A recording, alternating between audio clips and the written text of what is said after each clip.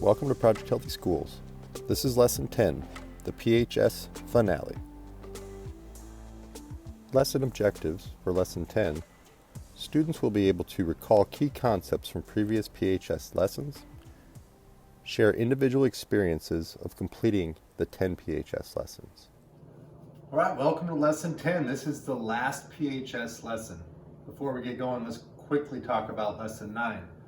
We talked about fat. We talked about healthy fat and unhealthy fats and how to look for those in the foods that we eat. We talked about what the health benefits of fat and how those things help our bodies stay healthy. We also talked about making food choices, especially with fast food, and how we can, even though our options are limited, we can make healthier choices and limit some of the options that we have when we eat at fast food restaurants. So the subject of today really is to just review everything we've talked about in the last 9 lessons. So we're going to play a trivia game. Hopefully you like to do that. We have 12 questions that will try to sum up some of the most important things that we talked about in the last 9 lessons.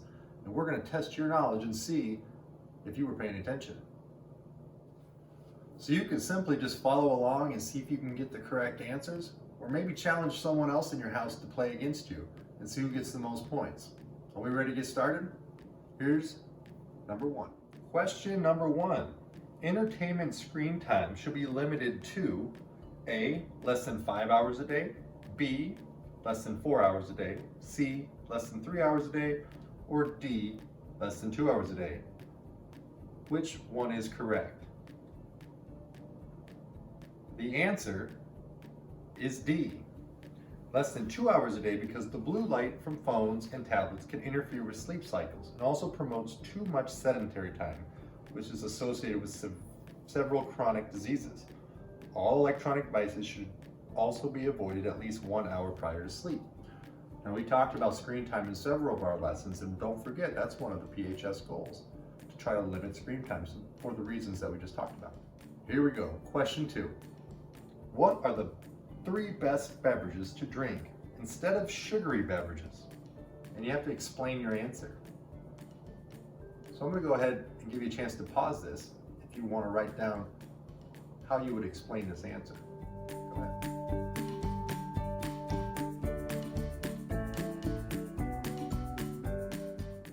All right, the answer for question 2. Well, the answer is water, unflavored low-fat milk, and 100% juice. And remember, beverages with added sugar do not have natural vitamins and minerals, just empty calories. So make better beverage choices. And once again, that's one of the PHS goals, is really watch what we're drinking. That's a way we can get a lot of empty calories and a lot of added sugar. Are we ready for question 3? Here we go. How many minutes of physical activity should you get every day? Well, the answer is 60 minutes per day. 60 minutes of moderate physical activity, which increases your heart rate, is best. Remember when we talked back in the Get the Beat lesson on how important it is to work our heart, because our heart is a muscle and it needs to get worked to get stronger. And the more we work it, the stronger it's going to be, and the less it's going to have to work when we're at rest, and the longer it's going to last. So 60 minutes of moderate physical activity per day is really important. Okay, moving on to question 4. How many points do you have so far? Well, here we go with question 4, so you can get this one. What mineral is in spinach? Is it copper, iodine, or iron? Don't forget, we talked about spinach back in the Rainbow of Color lesson, and we talked a little bit about Popeye the Sailor Man. Do you remember what the spinach did with him? Can you remember what mineral helps make us strong? Well, the answer is iron. Remember, dark green leafy vegetables like spinach have the mineral iron, which makes our body strong. How'd you do on that one? Did you get that one right? All right, we're going on to question 5 now. What does each letter in the SMART goal acronym stand for? So this is all the way back to lesson 1 when we made our SMART goals and we talked about healthy choices. Do you remember what all of the letters in SMART stood for? Go ahead and take a minute and see if you can remember.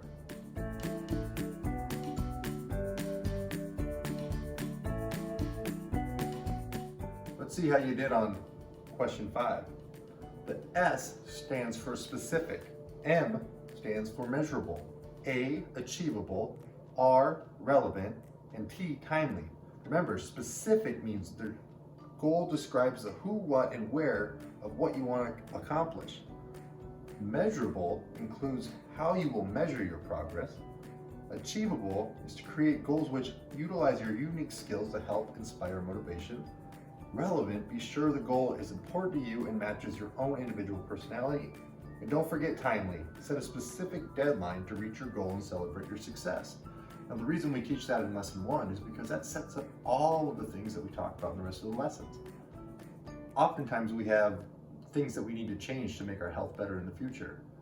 And by everything we learned through lesson 2 through 9, hopefully we have a chance to maybe think about what kind of a SMART goal we would like to make to improve our health and make sure our health stays where we want it to be throughout our life.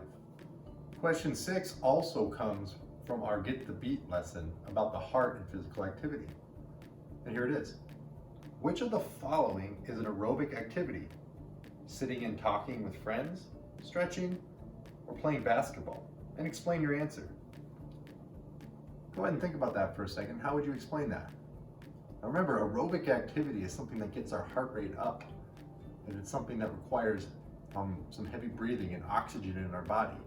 And it's usually something that we have to do for a little bit of time. So looking at those examples, which one of those is an aerobic activity?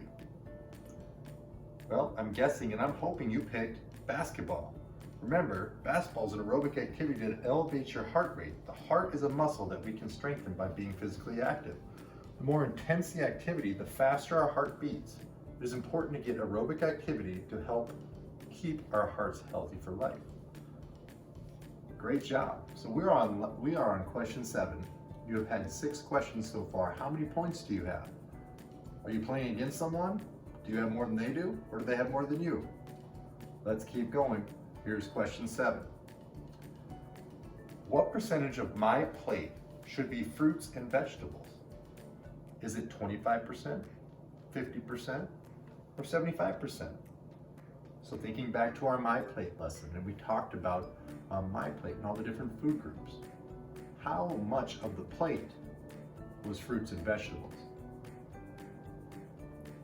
Well, hopefully you remember that it's 50%. Half of that plate is made up of fruits and vegetables. So remember, half of our plate should be made up of those fruits and vegetables, and eating a balanced diet of all the food groups provides balanced nutrition. My Plate helps us decide what to eat to ensure we get all the vitamins and minerals we need. All right, question 8 comes from our sugar shock lesson where we talked about sugar. So who can remember what are the 4 biggest sources of added sugar? Remember, sometimes these were things we didn't think of, and we listed some things that are just kind of common things that we eat that maybe we didn't, that kind of surprised us that were the main sources of added sugar, especially in kids. What do you think they were? Well, the answer is desserts and sweets, cereals, yogurt, and beverages. As we mentioned before, a lot of added sugar comes from the beverages that we drink, which is also one of the PHS goals, to make sure that we are evaluating those beverages and making sure we're cutting back on those extra sugary drinks. Remember, typically foods high in added sugars do not have nutrients the body needs and only contain empty calories. To get what our bodies need, we need to eat from the 5 My Plate food groups, which are the building blocks for a healthy diet. And remember, there is no My Plate food group for sugar. Okay, question 9 comes from our last lesson, so hopefully it's fresh in your memory. Question 9 is, which of the following foods contain healthy fats? Is it A, an apple, B, cheeseburger, C, salmon, or D, French fries? So thinking back to just our last lesson, we talked about healthy fats and the kind of foods that we can get those healthy fats from. Which one of these is correct? Well, the answer is salmon. These fish are loaded with heart-healthy omega-3 fatty acids, high-quality proteins, and all sorts of important nutrients. Studies show that people who eat fish tend to be much healthier with a lower risk of heart disease, depression, dementia, and many other common diseases. Did you get that one right? Okay, we are on question number 10 now. So looking at your score, see how many points you have as we move forward. Question 10 is, how can we make our fast food meals healthier? Name 3 ideas. So once again, this is coming from our very last lesson, Facts on Fat. So hopefully this one's fresh in your head as well. So how can we make our fast food meals healthier? Give me 3 ideas. Go ahead.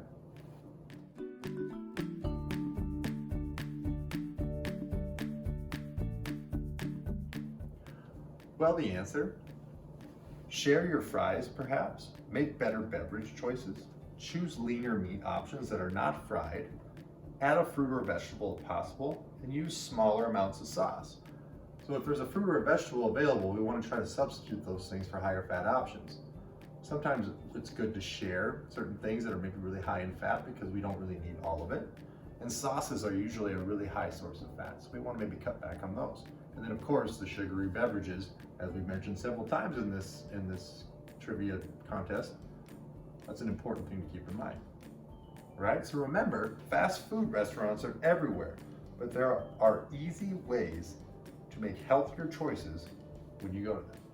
Here we go for question 11, and we're going to go back a couple lessons to talking about advertising. So the question is, name 2 forms of advertising techniques that companies use to get consumers to buy their products. So we talked about lots of various things that unhealthy food choices often do to kind of promote their products and to make you excited about buying them. Do you remember any of those things? We also asked you to utilize some of those things when you designed your own ad. Go ahead and write down a couple things that you think advertising companies use to get consumers to buy their product.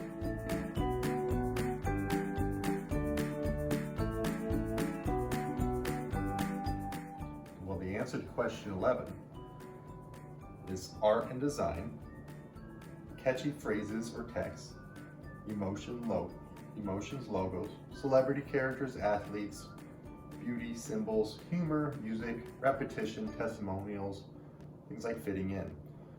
So just things that really stick out to you, things that people remember. A lot of times it's just the visual things or things that we hear, or using celebrities to get other people to think the product is great because a celebrity is using it.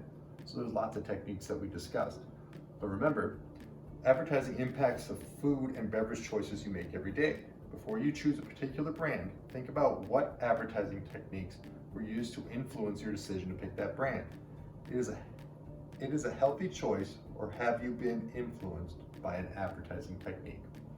Always something to keep in mind when you're dealing with advertising. All right, that was question 11. Are you ready for our last question? Now, question 12 is the most important question. We've talked about a lot of things, and there was a lot of information in these 10 lessons. So question 12 is, what are the 5 PHS goals? Remember, there were 5 main PHS goals that we used to guide us through all these lessons. Can you remember what they were? What were the 5 PHS goals?